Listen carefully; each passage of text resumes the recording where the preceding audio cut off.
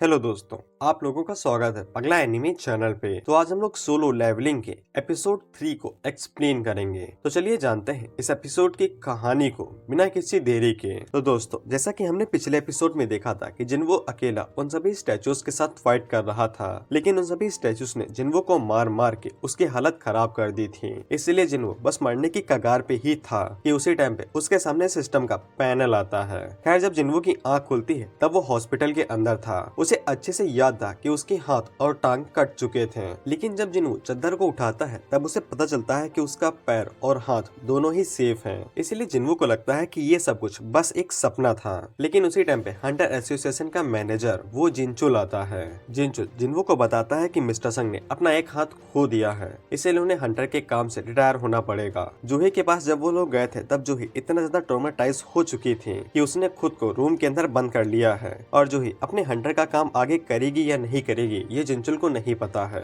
जिनचुल जिन्वो को बताता है कि उसको छोड़ के टोटल 6 सर्वाइवर्स बचे थे, लेकिन जब वो लोग वहाँ पे पहुँचे तब उन्हें पता चला कि वहाँ पे कुछ भी नहीं है और मंदिर का नामो निशान नहीं था, सिर्फ जिन्वो को छोड़ के, जो कि बुरी हालात में वहाँ पे जख्मी पड़ा हुआ था। और ये सभी चीजें बहुत ज्यादा सस्पिशियस लग रही हैं। लेकिन जिनचुल अभी के लिए इन्हें इग्नोर करते हुए वो जिन्वो से पूछता है कि उसने कभी भी सेकंड अवेकनिंग को एक्सपीरियंस किया है। दरअसल सेकंड अवेकनिंग बहुत ज्यादा रेयर केस होता है। जैसा कि हमें पता है कि हंटर्स की पावर उनकी लिमिट के ऊपर डिपेंड करती है जब वो अवेकन होते हैं, और जब एक बार उनकी लिमिट सेट हो जाती है तो फिर वो दोबारा अपग्रेड नहीं कर सकते हैं। यानी कि हंटर अपनी ई क्लास से सी या फिर डी नहीं बन सकते हैं। लेकिन जब कभी भी किसी हंटर की सेकंड अवेकनिंग होती है तब उनकी स्ट्रेंथ बहुत ज्यादा बढ़ जाती है और वो करीब करीब ए या फिर एस क्लास तक जा सकती है। इसे जिन्वो काफी खुश हो जाता है कि उसका लेवल बढ़ चुका है और उसे ज्यादा पैसे मिल सकते हैं। वहीं पे जिनचुल अपने मन के अंदर सोचता है कि उन्होंने बताया था कि वहाँ पे एक झटके में मार देने वाले मैजिकल बीस्ट थे, इसीलिए उसे पूरा यकीन था कि किसी ए क्लास का हंटर उस जगह पे सरवाइव कर ही नहीं सकता है, और जिन्वो को जरूर ए या फिर एस क्लास का होना चाहिए। फिर वो लोग जिन्वो को माना मीटर देते हैं उसके लेवल को चेक करने के लिए, लेकिन जिन्वो का जो माना था वो सिर्फ 10% था। फिर जब जिन्वो एक्साइटेड होके उनसे पूछता है कि वो किस रैंक पे है, तो फिर जिनचुल आगे से कहता है कि माफ कर दो, हमें गलतफहमी हो गई थी, तुमने सेकंड अवेकनिंग नहीं की है। इसके बाद जब जिनचुल वहाँ पे जा रहा था तब उसका साथी उसे बताता है कि जिन्वो का लेवल बहुत ज्यादा कम है। एक नॉर्मल ई क्लास के हंटर का भी एवरेज 70 होता है। इस हिसाब से जिन्वो को एक हंटर नहीं, एक नॉर्मल ह्यूमन होना चाहिए था। लेकिन जिनचुल को ये बात अभी भी समझ में नहीं आ रही थी कि जहाँ पे एक झटके में मार देने वाले मैजिकल बीस्ट थे, वहाँ पे जिन्वो जैसा इतना कमजोर बंदा कैसे सर्वाइव कर गया। लेकिन हमें बाद में पता चलता है कि जिन्वो ये सब कुछ सपना नहीं देख रहा था, क्योंकि सिस्टम की विंडो अभी भी उसे दिखाई दे रही थी, और वो यही सोच रहा था कि उन लोगों ने जिन्वो से इस बारे में क्यों नहीं पूछा।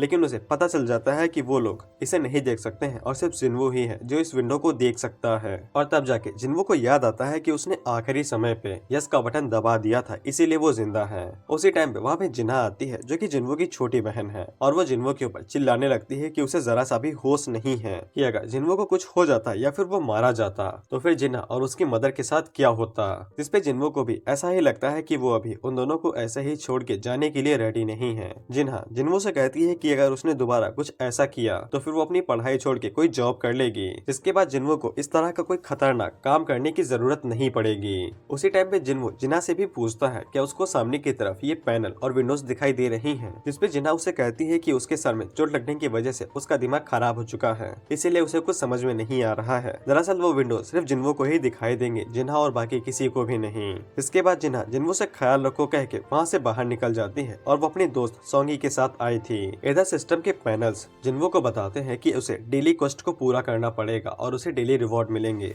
लेकिन अगर वो किसी भी डेली क्वेस्ट को पूरा नहीं करता है तो फिर उसे पेनल्टी यानी कि सजा मिलेगी। फिर सिस्टम जिन्वो को बताता है कि आज के डेली क्वेस्ट में उसे 100 सिटअप्स, 100 पुशअप्स, 100 स्क्वाट्स और 10 किलोमीटर की रनिंग करनी थी। अगर जिन्वो इन सभी को पूरा न कर पाता तो फिर उसे पेनल्टी देनी पड़ती। लेकिन जिन्वो को ये सब कुछ मजाक लगता है कि वो अभी अभी हॉस्पिटल में जागा है और उसके पास जरा सा भी स्टेमिना नहीं बचा है ये सब करने का, इसीलिए वो इस बात को इग्नोर करके आराम से बिस्तर के ऊपर लेट जाता है। इधर जिनचुल मिस्टर गो को सारी चीजें बता देता है कि उन्होंने जैसा सोचा था वैसा बिल्कुल भी नहीं हुआ है और जिन्वो ने सेकंड अवेकनिंग नहीं की है। खैर, मिस्टर गो को इस बात से ज्यादा खुशी थी कि टेंशन ब्रेक नहीं हुई और बाहर में किसी की मौत नहीं हुई। जिसके बाद हम लोग हल्टर गिल्ड के एक लीडर जिसका नाम मिस्टर चोई था उनको देखते हैं, और वो चाहन से कहते हैं कि वो लोग एक नई रेड कर रहे हैं जिसके अंदर वो जो नए रिक्रूट होंगे उनको ट्रेनिंग देंगे। इसीलिए मिस्टर चोई चाहते थे कि इस रेड को लीड करने वाली चाहन बने। चाहन जब इसके लिए मना करती है और बताती है कि उसके पास इतना एक्सपीरियंस नहीं है कि वो लीडर का काम करे। तो मिस्टर जोई उसे कहते हैं कि उसे बस वही करना है जो वो करती है और वो है फाइटिंग। और चाहेन को देख के ही जो नए रिक्रूट्स होंगे वो एक्सपीरियंस लेंगे और उसे एडमायर करेंगे। इधर हम जिन्वू को देखते हैं जो बड़े आराम से सो रहा था, लेकिन उसने सिस्टम की जो क्वेस्ट थी उसे इग्नोर कर दिया था और टाइम पूरा होने की वजह से उसे पेनल्टी मिलने वाली थी। इसीलिए सिस्टम जिन्वू को एक ऐसी जगह पे टेलीपोर्ट कर देता है जो कि पूरा रेगिस्तान थी। और तभी जिन्वू के पीछे एक बहुत बड़ा सेंटीपीड मॉन्स्टर आता है। सिस्टम जिन्वू को बताता है कि उसे टोटल 4 घंटों तक यहाँ पे सरवाइव करना है और यही उसकी पेनल्टी है। जिसके बाद जिन्वू सेंटीपीड मॉन्स्टर से अपनी जान बचा के वहाँ से भागना लगता है। इसी बीच हम देखते हैं कि जब नर्स जिन्वू को चेक करने के लिए आती है तब उन्हें पता चलता है कि जिन्वू अपने कमरे से गायब है। इसीलिए वो सभी उसे इधर उधर ढूंढना शुरू कर देती हैं। इधर हम देखते हैं कि जिन्वू अपनी जान बचाने के लिए जोरों शोरों से भाग रहा था, लेकिन जब सेंटीपीड मॉन्स्टर उसके ऊपर हमला करने ही वाला था उसी टाइम पे उसकी क्वेस्ट पूरी हो जाती है और वो फिर से अपने रूम में टेलीपोर्ट हो जाता है। सिस्टम उसे बताता है कि जिन्वू ने डेली क्वेस्ट को पूरा कर लिया है, इसीलिए उसे रिवॉर्ड दिए जाते हैं। इसीलिए जिन्वू अगली सुबह से अपनी ट्रेनिंग को पूरी तरीके और ईमानदारी से शुरू कर देता है ताकि उसे पेनल्टी को फिर से सहना न पड़े। फिर हम लोग जूही को देखते हैं जहाँ पे एक बंदा जूही को डी क्लास की रेड के लिए इन्वाइट कर रहा था और वो जूही को ये भी बता देता है कि जिन्वू फिर से जाग उठा है और वो बिल्कुल ठीक है। इसीलिए जूही अगले दिन जिन्वू से मिलने के लिए हॉस्पिटल जाती है, जहाँ पे नर्सेस जिन्वू के बारे में बात कर रही थी कि जिन्वू एक दिन के बाद तुरंत ट्रेनिंग करना शुरू कर दिया है और उन्हें पता होता है कि हंटर्स नॉर्मल लोगों के मुकाबले में ज्यादा हील होते हैं, लेकिन जिन्वू के मामले में ये कुछ ज्यादा ही हो रहा है। और जूही को भी इस बात से काफी ज्यादा खुशी हुई थी कि जिन्वू सही सलामत है। फिर हम लोग जिन्वू को देखते हैं जो कि अपने डेली क्वेस्ट को पूरा कर रहा था और वो उसे पूरा करके बेंच के ऊपर बैठ जाता है। जिन्वू को अब तक यकीन हो चुका था कि वो कोई भी सपना नहीं देख रहा है और ये सब कुछ असलियत है। जिन्वू बताता है कि डेली क्वेस्ट को पूरा करने के बाद उसे 3 रिवॉर्ड मिलते हैं। सबसे पहला रिवॉर्ड होता है क्विक रिकवरी, जिससे उसकी पूरी बॉडी हील हो जाती है और थकावट दूर हो जाती है। दूसरे रिवॉर्ड में उसे पॉइंट मिलते हैं जिनकी मदद से वो अपनी एजिलिटी, स्पीड और स्ट्रेंथ को बढ़ा सकता है और साथ ही में इन्वेंट्री जैसे कि कोई शॉप होती है गेम में, वहाँ से एक नई स्किल भी खरीद सकता है। और जिन्वू को ये सब कुछ पूरा गेम की तरह लग रहा था, लेकिन जिन्वू ये सभी बातें ऐसे ही बोले जा रहा था, इसीलिए जो भी लोग आसपास खड़े थे वो सभी जिन्वू को पागल समझ लेते हैं। तीसरे रिवॉर्ड के रूप में जिन्वू को एक बॉक्स मिलता था। जिन्वू जब उस बॉक्स को खोलता है तो इस बार उसके अंदर से एक चाबी निकलती है। जिन्वू बताता है कि ये पहली बार हुआ है कि उसे बॉक्स से चाबी निकली है, नहीं तो अक्सर बैंडेज या फिर पेन निकला करते थे। सिस्टम जिन्वू को बताता है कि ये इंटेंस डंजन की चाबी है और जिन्वू वहाँ पे जाके ट्रेनिंग कर सकता है, लेकिन जिन्वू अभी भी उस मंदिर की वजह से घबराया हुआ था। जिसके बाद हम लोग देखते हैं कि पूरी सिटी में न्यूज से बताया जा रहा था कि कहाँ पे गेट्स और किस किस लेवल के गेट्स अपीयर हो रहे हैं। फिर हम देखते हैं कि जिन्वू इंटेंस डंजन में जाने से पहले अपनी मदर से जाके मिलता है। फिर हम करीब 4 साल पहले का सीन देखते हैं जहाँ पे जिन्वू की मदर अचानक से बेहोश हो गई थी। जब जिन्वू ने उन्हें हॉस्पिटल में एडमिट करवाया तब डॉक्टर ने बताया कि ये इंटरनल स्लीप डिसीज है जो कि डंजन गेट अपीयर होने के साथ ही आई है और इस डिसीज का असर करीब 10,000 लोगों के ऊपर हुआ है और ऐसा माना जाता है कि ये बीमारी माना के ज्यादा बढ़ जाने की वजह से